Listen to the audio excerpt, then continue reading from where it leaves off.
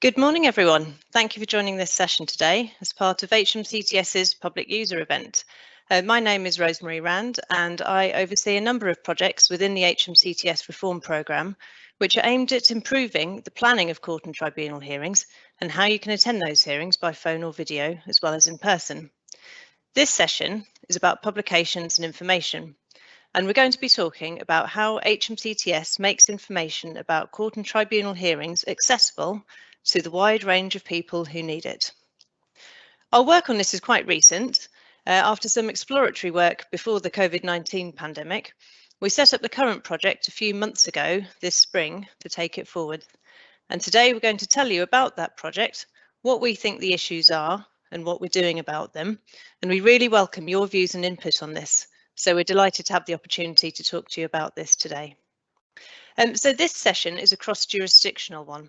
We're going to be talking about publishing information about hearings across all the jurisdictions, the criminal courts, the civil and family courts, and in tribunals.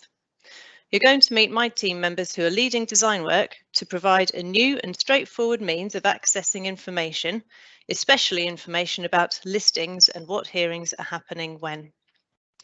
Chris Carter is going to talk you through this, and then there'll be time for discussion with Chris, Jaz Chahal, the service manager, and myself. So please do use the Q&A function in this Teams live event and send us your questions as we go. So thank you again for joining this session, and I'll now hand you over to Chris.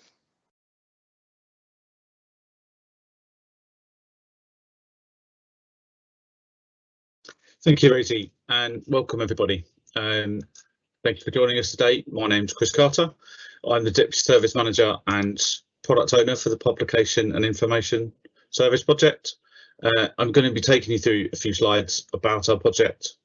And as Rosie mentions, as I go through this presentation, please do feel free to ask any questions into the chat for the Q&A at the end. But before then, I'll be taking you through, in terms of agenda, I'll be taking you through our vision statement for this project and where we fit alongside some of the other amazing work being done in reform. What happens now across HMCTS in relation to publishing information about hearings, the aims of the project based on how things happen now, what we've been doing up to now so far to achieve these aims and deliver on the vision statement and deliver the vision to you all. How you can help us to ensure that we deliver a service that meets your needs. And then finally, a very quick look at what happens next. So in terms of our vision statement, we want to be able to support the delivery of HMCTS's commitment to open justice and to modernise and improve public access to information provided by HMCTS by publishing or displaying court tribunal information such as court and tribunal lists according to the relevant policy and business rules. So whilst there is lots of amazing work happening across HMCTS reform, our project sits within the Future Hearings programme, where we work with projects such as the video hearings. You can find out more about what they're doing in a session this afternoon. So I think it's called Remote Hearings, What Next? We also work alongside scheduling and listing and resource management, where they're providing HMCTS staff and judiciary a solution to manage hearings across the variety of services and produce the list of cases to be heard. And that's where we as Publication Information Service come in. We will be providing a technical platform to allow HMCTS or to allow information published elsewhere in HMCTS available to you as members of the public. So you can access and view this information simply online and in an easy way to be able to find all that information. Right now, our focus is on hearing or listing information, such as cause lists, but we're building it in such a way that it can be scaled in the future to publish more information, whether it be outcomes of cases. So what happens now? So every year we publish thousands of lists about hearings, decisions, outcomes. Currently, the information is presented in a variety of styles and formats. It is published across different websites and available in physical format in court and tribunal buildings. The way we provide this information can leave HMCTS users confused or unable to find information that you need at the time you need it. So currently across HCCS, there are numerous different systems that produce the hearing lists or cause lists, which is one of the many reasons why they are different in terms of format and style. Another reason is that different information is needed on different hearing lists, depending which jurisdiction, so whether it be civil, family, tribunals or crime. Some of these lists are published already, some in multiple different places, either on gov.uk via Courtserv, and as I mentioned earlier, physically on court or tribunal buildings. Some of the different formats and ways in which they're published and the information contained is historical and has just been built up over time with some of the differences. So here's just a very simple slide just to show you the various different places that we're displaying some of this information. Some of it's on gov.uk, some of it's on Courtserv, some of it's via an exhibit platform. But then we've still got the paper lists in physical format. These will remain, so regardless of what this project is doing, the physical paper lists will still be available in court and tribunal buildings. So if you don't have access to a computer, you can still view these lists and have access to them. I mentioned earlier about some of the different formats and different styles. Here are just a few examples of some of those.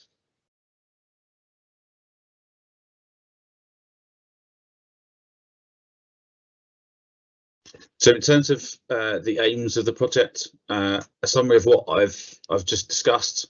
So our aim is to provide a single publishing platform for you to view information about hearings in the future, and allow HMCTS to use that same service to publish information not on hearings. So whether it be on, so if we publish based on the hearings at the moment, which is what our sole focus is on, for the future, HMCTS may all be using that same platform to be publishing things such as outcomes or other things that you need.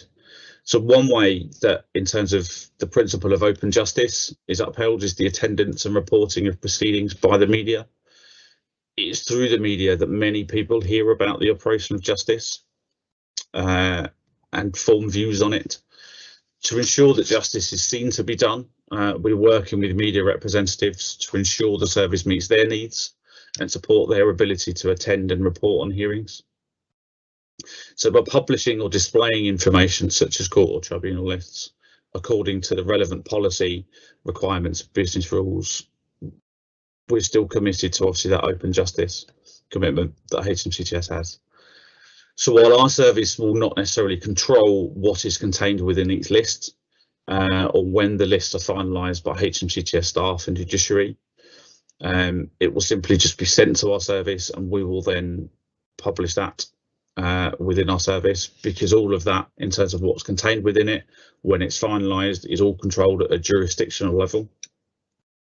So we will be receiving the data directly from the source systems to then present that data to you in this single technical platform. So having published the content on a single service allows us to be able to standardise the way in which the information is presented to you and how you access it. We will also maintain the sharing of data with other services such as Courtserv. So those systems, and if you're accessing those right now, you can still do that.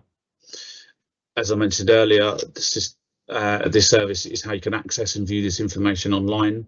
So HMCTS will still be providing the hearing lists in hard copy in court and tribunal buildings, so you can still access these as you currently can do now.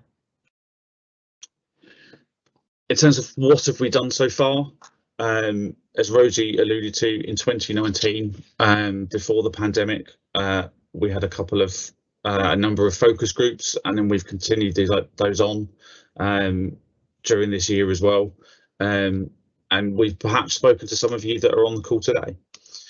We've also spoken to a number of engagement groups across HMCTS, some of which are listed here.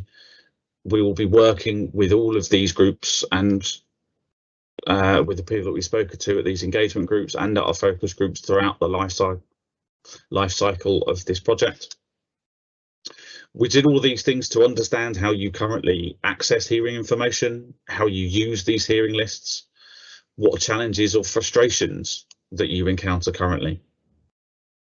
This is basically to uncover your needs, to allow us to design and develop a service that not only meets your needs but seeks to improve your experience and build on that for the future of how HMCTS publishes information beyond just hearing information. So we've taken all that valuable insight you've given us and have been busy building something that meets those needs, but are learning and wanting to know what you think doesn't stop there. So here's where you come in. We're at the stage where we want to be testing our designs. So we're looking for volunteers, a welcome from citizens who may want just to see what's happening in courts, tribunals, to allow you to attend hearing, to legal professionals that need this information to do their job, to members of the media to view this information to provide an essential service in terms of open justice by reporting on these cases. So we'd like volunteers from you, for us to show our designs to you, for you to have a bit of a play with our service, for you to give us really honest feedback about how it looks and feels and works based on your needs, so that we can tweak and amend our designs and make it as useful and to essentially meet your needs as possible. Some questions to consider if you're thinking about volunteering. Don't have to answer these right now, but just a bit of a flavour as to the kind of things that we're looking to tease out if and when we speak to you.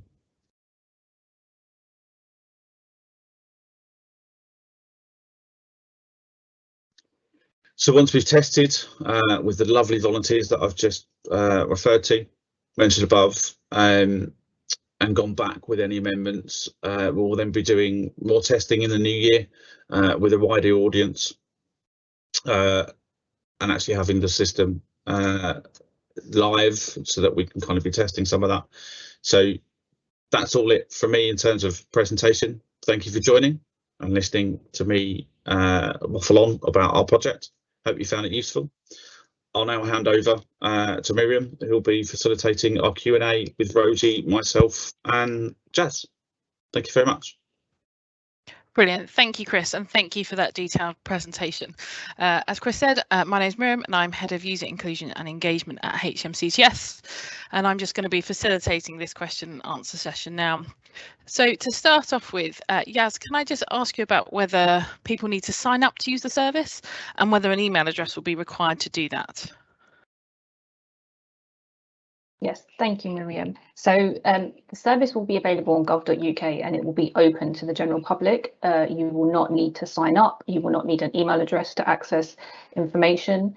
However, there, as Chris mentioned in the presentation, there will be the need for the media and legal professional to access information which is restricted content to the public. So therefore, that area of the service will be on a sign-in basis so that verified users can view that information. Brilliant, thank you. And another one for you, Yaz. Someone would just like to know a bit more about the relationship with Courtserv and how you see that developing in the future. They comment that it feels a bit odd that so much listing is passed, seemingly exclusively sort of biased via that privately owned service. So if you could just talk a bit more about that relationship with Courtserv, that'd be great. So we do provide this information to Courtserv, the company that runs Courtserv, but at the point of the publications and information service is that it's HMCTS information. We currently don't have, like Chris said, all of this information in one place where you would expect it to be. So the platform is really to try and bring all of that information that you can find in multiple sources at the moment together on gov.uk, and it's HMCTS managed content. Brilliant, thank you. And we've had some a question here about the focus of the project and about whether it should be more about members of the public and not just the media.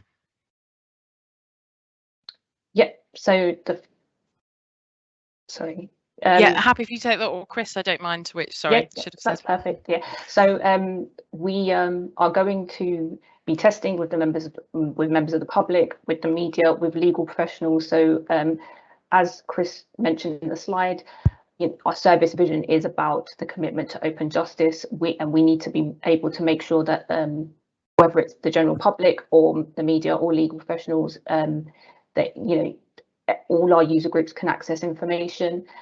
So we will be testing with all of those groups, and they are very important to understand the user needs for everyone who's going to use this service, to make sure that we design a service that is right for our users.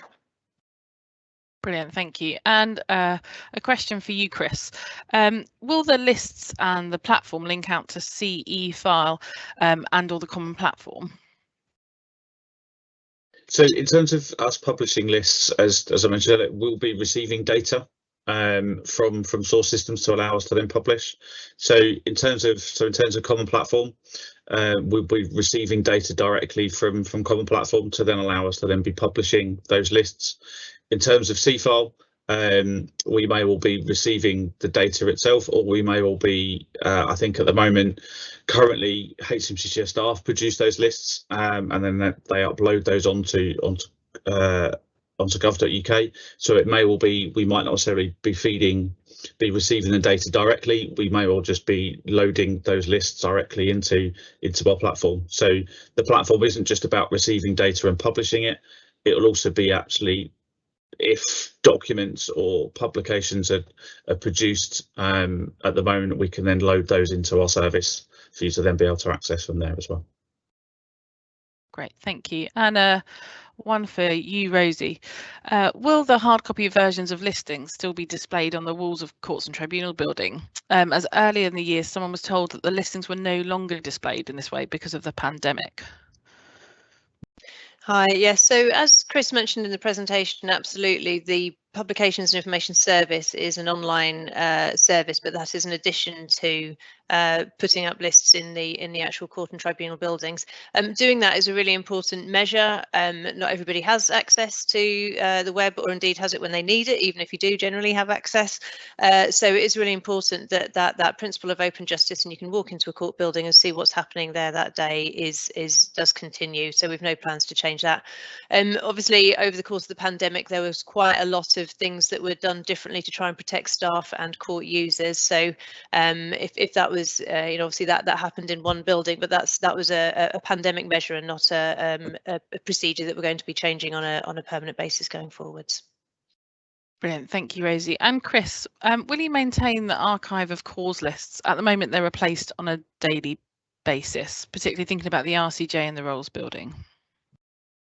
Yeah, so in terms of our service, we will just be publishing the information, so we won't be maintaining an archive of that.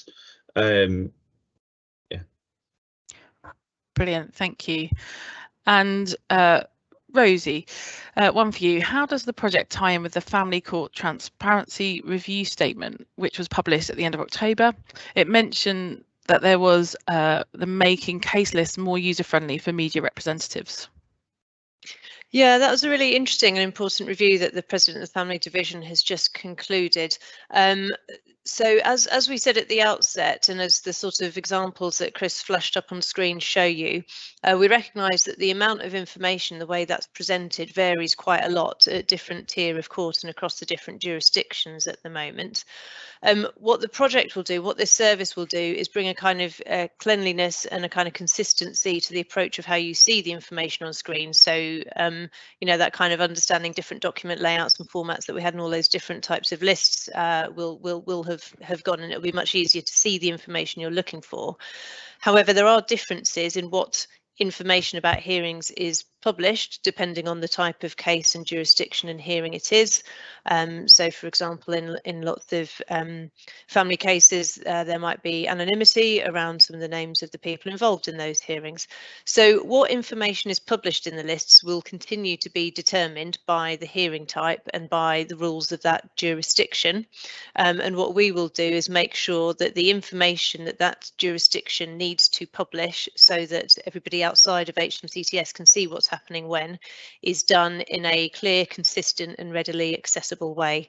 So we obviously as a project keep closely in touch and will continue to do so with those teams who look at those issues, and we'll see where the transparency review goes, and if it results in changes to what information is published about family hearings, then that will be replicated into the information that you see through the Publications and Information Service. Brilliant, thank you for that, Rosie. And we've got a particular question here for you, Yaz, if I can, which is about will this tool impact social security appeals? Do you think that would be in a positive way?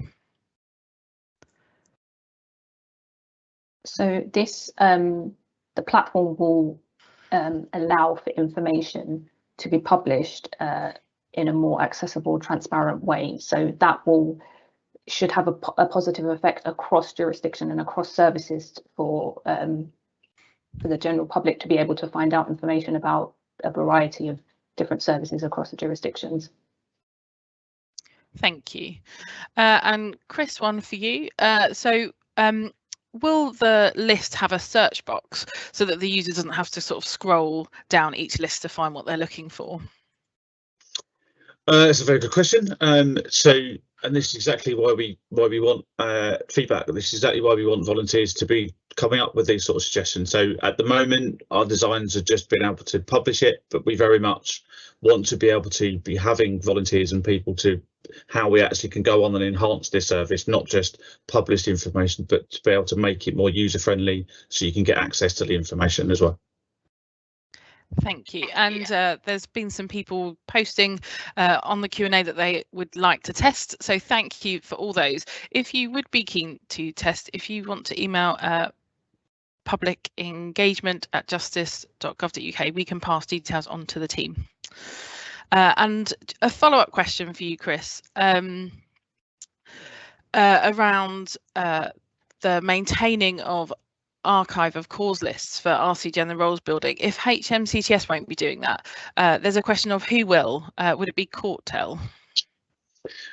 So we'll obviously need to get into a bit more detail about this, but it may well be if at the moment the RCJ and roles building are producing those lists themselves, it will probably be for them to then keep the archive list that can then sort of be accessible. It won't necessarily be something that our service will be providing the archivability, but if the courts, the jurisdictions themselves are producing that list, there will then be an ability to be able to still access past cause lists from there as well. Thank you. And Yaz, I'll come to you next. Given that the court orders relating to media publishing restrictions are very specific how you safeguard the public as to not fall foul of a judge's order that are not in the public domain. So how can you, how can you safeguard the public? Complex. I'll read it for you one more time. So given that court orders relating to media publishing restrictions are very specific, how will you sort of safeguard the public as to not fall foul of judge's order that are not in the public domain? So the service will only publish information that is passed to us from a source system, so from the jurisdiction. So I think there will probably be processes in place where jurisdictions will pass information to us and that will be checked. So I hope that answers the question.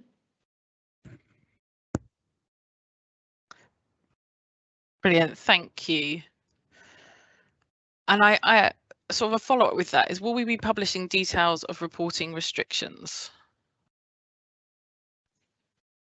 So again, we will be publishing information that, again, the jurisdictions and the services determine to be publishable. So if that is something that the services would want to publish, then if data is sent to us, that can be published on the platform. Brilliant, thank you. Right, I think that has come to the end of our questions. I just want to check, panelists, if any of you want to give any sort of final remarks, summary. And Rosie? Oh, yes, hi. I was just going to say thank you for all those really insightful and interesting questions. I think there are, we're at the start of this journey in terms of providing a platform that will publish information easily. I know there is a much bigger question and debate out there around transparency of the court system and what information it is that we publish. So this project is part of the dialogue on that, and we really welcome all your involvement in that too. Thank you very much. Brilliant. Thank you to our presenters and panelists. Thank you to everyone who has logged in and joined this session. Please do keep logging into other sessions throughout the couple of days, and we have a closing Q&A panel tomorrow afternoon. So if you do have a question for that, please email changesomethingthatmatters@justice.gov.uk. Thank you very much.